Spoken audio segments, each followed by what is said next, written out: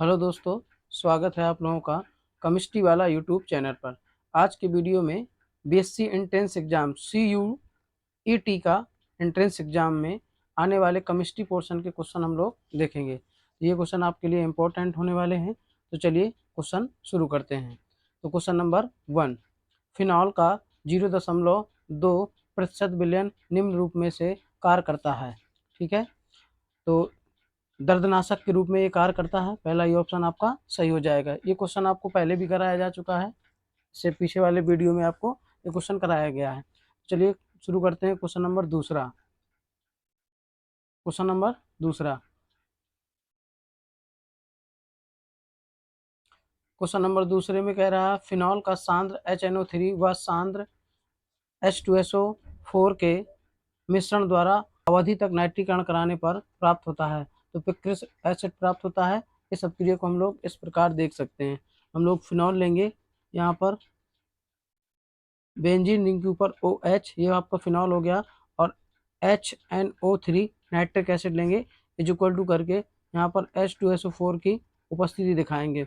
और हम लोग फिनॉल में आपका क्या करेंगे, फिनॉल में 2, 4, 6 दूसरे पोजीशन पर आपका नाइट्रो समूह, और चौथे पोजीशन पर आपका नाइट्रो समूह, और आपका छठे पोजीशन पर आपका नाइट्रो समूह ऐड कर देंगे। ये आपका जो बना, ये आपका पिक्रिक एसिड है। ये फिनॉल का नाइट्रीकरण है।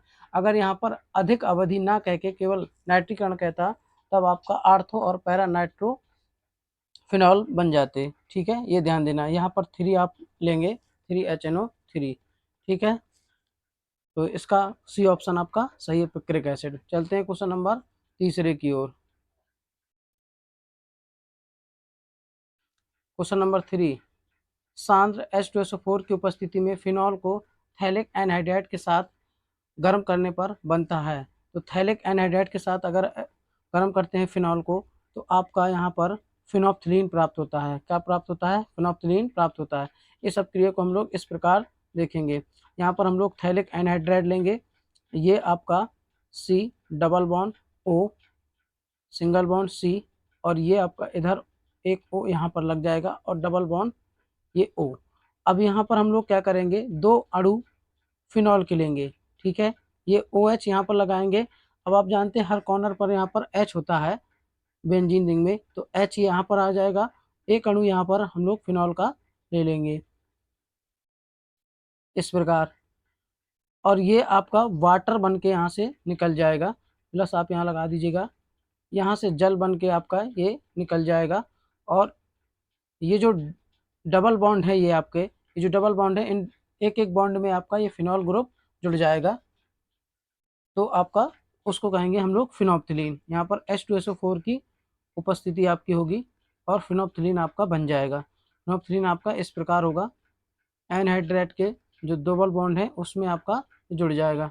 यहाँ पर ये O है, सिंगल बॉन्ड O, और single bond C, single bond, और यहाँ पर ये जो डबल बॉन्ड था ये वाला, यहाँ पर एक एक आपका फिनोलिक ग्रुप आपका जुड़ जाएगा। फिनॉल को आपको ऐड कर देना है, ये यहाँ पर ही ऐड हो जाएगा इस तरीके से। ये आपका फिनॉल है, ये आपका ऐड हो गया। तो ये आपका क्या बना, इसको हम लोग कहेंगे फिनोप्थिलीन, जो कि आपका सूचक है, इंडिकेटर। ठीक है, तो ध्यान रखना है इस सब के लिए। इसका आपका डी नंबर सही हो जाएगा। चलते हैं अगले क्वेश्चन की ओर। अगला क्वेश्चन है चौथा, क्वेश्चन नंबर चौथा, निम्नलिखित में से पिक्रिक अम्ल है। तो आर्थो हाइड्रॉक्सी, ये तो व्यंजक, ये तो बिल्कुल नहीं है। एम नाइट्रो, ये भी नहीं है। ये है आपका सी ऑप्शन यहाँ का सही हो जाएगा। 2, 4, 6 टाई नाइट्रो फिनॉल। पिक्रिक अम्ल का फॉर्मूला मैं ऊपर आपको बता चुका हूँ, और अपक्रिया भी बता चुका हूँ किस तरीके से हम लोग बनाते हैं। एक बार फिर से मैं बता देता हूँ, यह है आपका पिक्रिक एसिड। ठीक है, फिनॉल में जो आपका फिनॉल समूह में दूसरे पोजीशन पर नाइट्रो ग्रुप, और आपका चौथे पोजीशन पर नाइट्रो ग्रुप, और छठे पोजीशन पर आपका नाइट्रो ग्रुप लग जाएगा। ये ध्यान रखना है। ये आपका क्या है, पिक्रिक एसिड है। चलते हैं क्वेश्चन नंबर 5वें की ओर। अगला क्वेश्चन नंबर 5 कह रहा डाई एथिल ईथर निम्नलिखित में से किसके साथ गर्म करने पर अपघटित हो जाता है। तो आपका HI, जो कि आपकी अपक्रिया इस प्रकार होगी, HI हाइड्रोजन आयोडाइड के साथ गर्म करने पर डाई एथिल ईथर अपघटित हो जाता है। ये अपघटित होकर क्या करता है, एथिल आयोडाइड देता है और जल, ठीक है। तो ये आपकी अपक्रिया C2H5O C2H5O plus HI is equal to करके अब यहाँ पर ये बनाएगा। अब देखिए 2C2H5 और I ये बना देगा और H2O निकालेगा, ठीक है, ये ध्यान रखना है। यहाँ पर आपको देखिए ये बैलेंस करेंगे तो यहाँ पर आपको 2 लगाना पड़ेगा बस। तो ये क्या निकालेगा आपका अपघटित होकर C2H5I मतलब कि एथिल आयोडाइड और जल के अणु में अपघटित हो जाएगा। क्वेश्चन नंबर 6वां, चलते हैं अगले क्वेश्चन की ओर। क्वेश्चन नंबर 6वां कह रहा है डाई एथिल ईथर को शांत HI के साथ गर्म करने पर किसके अणु प्राप्त होते हैं। तो ये आपका अभी यही मैंने आपको बताया किसके अणु प्राप्त होते हैं, एथिल आयोडाइड के अणु प्राप्त होते हैं। तो एथिल आयोडाइड ये ऑप्शन नंबर आपका सही हो जाएगा, ठीक है। अब देखिए अगर यहाँ पर डाई एथिल ईथर ना कह के अगर वो डाई एथिल मेथिल ईथर कहता तो आपके मेथिल आयोडाइड के भी अणु प्राप्त होते हैं, तो ये ध्यान रखना है आपको, ठीक है। चलते हैं अगले क्वेश्चन की ओर। क्वेश्चन नंबर 7वां शुष्क सिल्वर ऑक्साइड तथा एल्किल हाइलाइट को गर्म करने पर प्राप्त होता है। तो ईथर आपको ये ध्यान रखना है। अपक्रिया आपकी क्या हो जाएगी, कह रहा है शुष्क सिल्वर ऑक्साइड और एल्किल हाइलाइट। तो यहाँ पर एल्किल हाइलाइट के रूप में आप कोई भी ले लीजिए, RI ले लीजिए, ठीक है, और प्लस Ag2O Ag2O और यहाँ पर आप क्या करिए AgI बना दीजिए, ठीक है, और आपका ये बन जाएगा। इसके 2 अणु आपको लेना पड़ेगा यहाँ पर, तो ये आपका बन जाएगा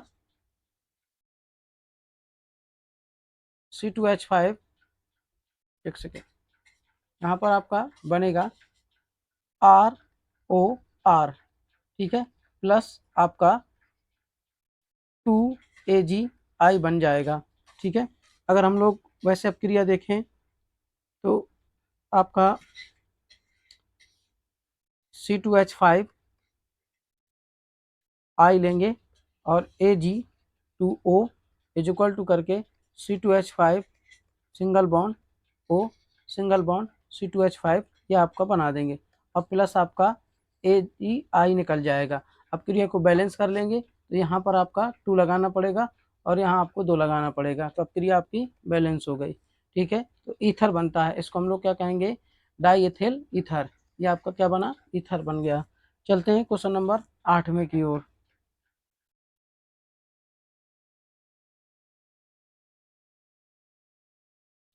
जब एथिल अल्कोहल की वाष्प को तप्त एल्युमिनियम Al2O3 पर प्रवाहित करते हैं तो मुख्य उत्पाद बनता है। देखिए यहाँ पर टेम्परेचर फिक्स नहीं किया गया है लेकिन तप्त कहा गया है, मतलब कि आपका 520 या 550 केल्विन ताप पर लगभग आपको गर्म करना है।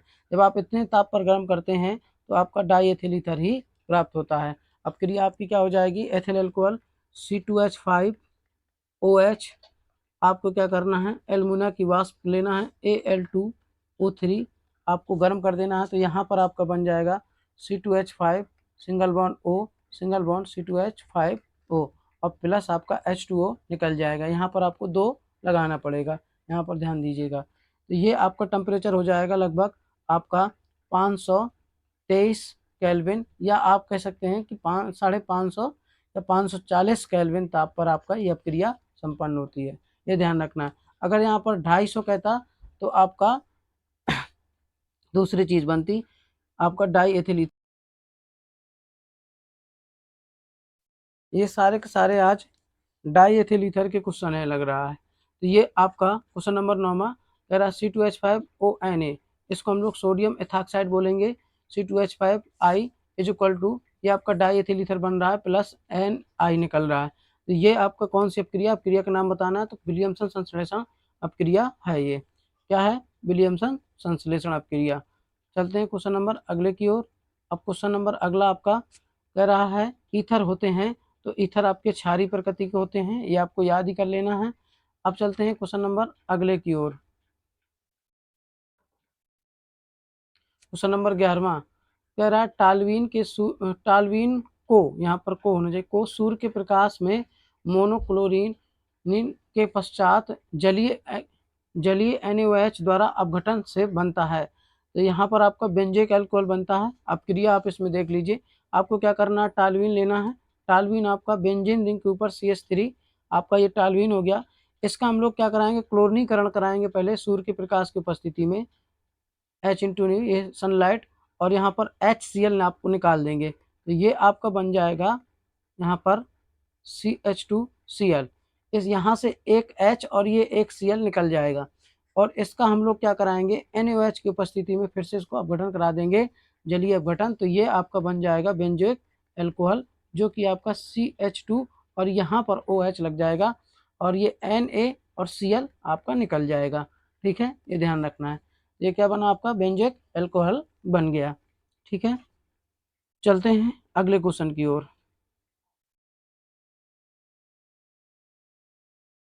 इसमें कह रहा है C2H5, तो ये C2H5 पढ़ सकते हैं इसको, C2H5OH को CH3CHO में द्वारा परिवर्तित किया जा सकता है। उत्प्रेरकी हाइड्रोजन, ये नहीं, अपचयन तो इसके साथ अपचयन होगा, तो ये दोनों तो हो ही नहीं सकते। अगर यहाँ पर अम्लीय लिखा होता तो हो सकता था इसका ऑक्सीडेशन करा दें, लेकिन वो नहीं है, तो आपका ये इरिडीनियम ये आपका हो जाएगा, अपक्रिया द्वारा अपचयित कराया जा सकता है। ठीक है, ऑप्शन नंबर इसका C सही हो जाएगा। हम इसका ऑक्सीकरण भी करा सकते हैं, लेकिन वहाँ पर हमको लिखना पड़ेगा, या तो आप ऑक्सीडेशन कराओगे क्षारी के अमोनो, सॉरी यहाँ पर क्षारी, मैंने अम्लीय बोल दिया था, तो यहाँ पर क्षारी, या तो आप क्षारी के अमोनो 4 क्या करिए, क्षारी के अमोनो 4 की उपस्थिति में कराइए, या तो आप लोग अम्लीय अम्लीय या तो आप क्या करिए, अम्लीय K2Cr2O7 की उपस्थिति में कराइए, तब आपका अल्कोहल से एल्डिहाइड कन्वर्ट हो सकता है। चलिए चलते हैं क्वेश्चन नंबर अगले की ओर।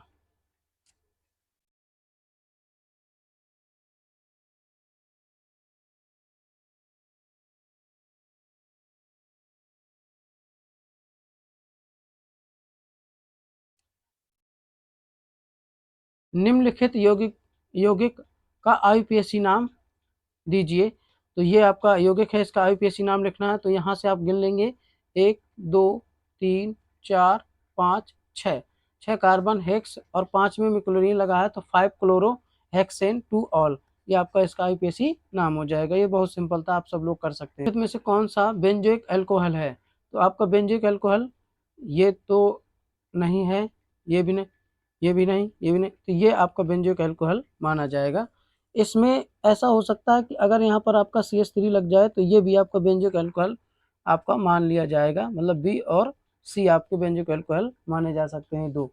ठीक है, वैसे बात करें तो बेंजोइक अल्कोहल का फॉर्मूला आपका ये है CH2OH, ये आपका बेंजोइक अल्कोहल है। ठीक है, तो चलते हैं क्वेश्चन नंबर 15 की ओर। प्राथमिक अल्कोहलों को एल्डिहाइडों में ऑक्सीकृत करने के लिए निम्नलिखित में से कौन से अभिकर्मक का प्रयोग किया जाता है, तो जलीय माध्यम में ये तो नहीं, अम्लीय KMNO4 ये आपका उपयोग किया जा सकता है। देखिए Cu की उपस्थिति में ये भी आपका किया जा सकता है, लेकिन आपका अम्लीय KMNO4 अपकर्मक ऑक्सीकृत करने के लिए यहाँ पर किया जाता है। यहाँ पर विहाइड्रोजनीकरण विहाइड्रोहेलोजनीकरण आपका कराना है, तो Cu की उपस्थिति होगी, लेकिन यहाँ पर ऑक्सीकृत कह रहा है, ऑक्सीकृत करने के लिए तो अम्लीय KMNO4 आपका सही हो जाएगा, ये ध्यान देना है। ठीक है, तो आज के इतने ही क्वेश्चन आपको